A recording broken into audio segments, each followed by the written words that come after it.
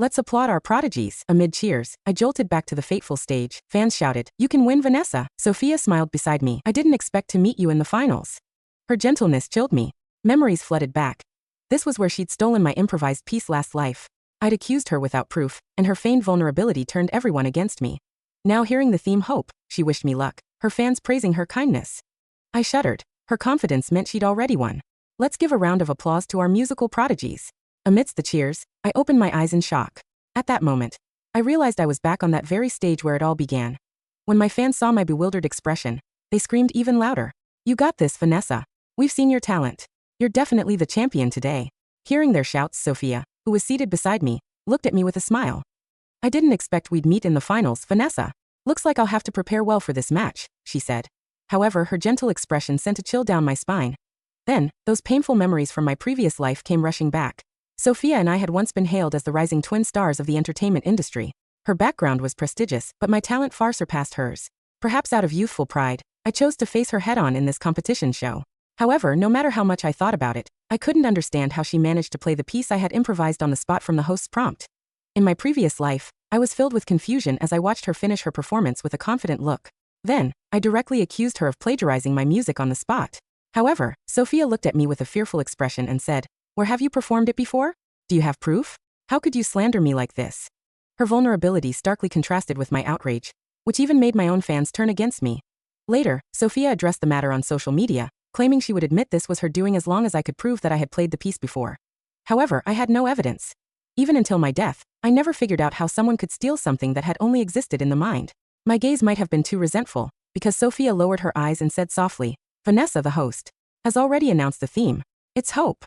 I sincerely wish you the best of luck." The moment she finished her words, her fans erupted in cheers. It's fine if Sophia gets second place.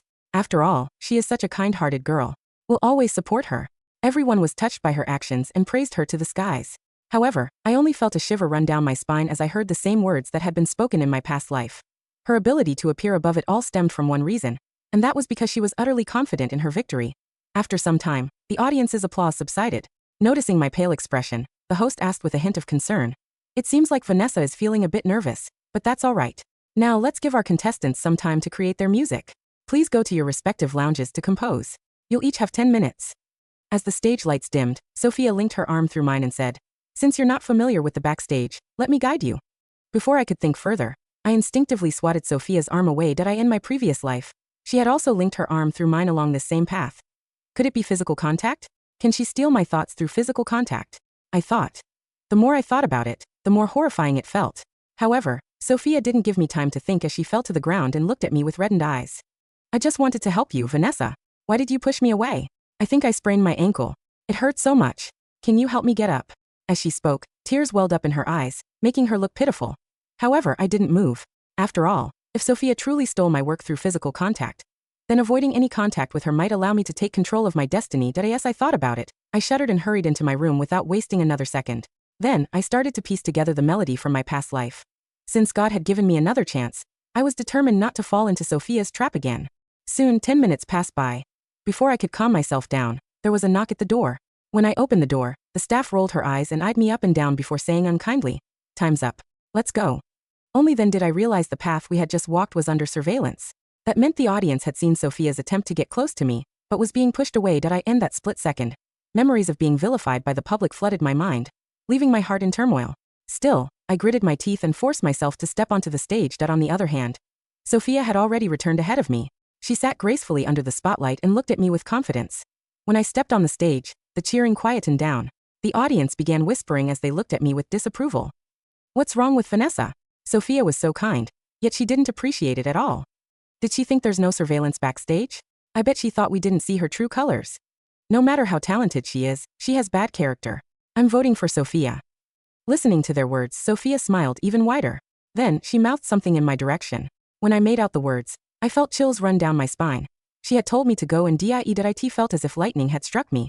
My hands trembled as I looked at the paper in my hand. On it was a number 2. Just like in my previous life, Sophia would play first, and I would follow suit. That moment, I began shaking uncontrollably.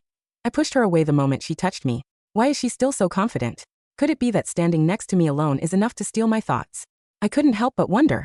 After all, her confident look made it clear that she already knew my work. My mind was in chaos. and I almost broke down in panic. Did I? In the meantime, the host casually took the paper from my hand and announced it to the audience. Vanessa has drawn the number 2, and will play after Sophia.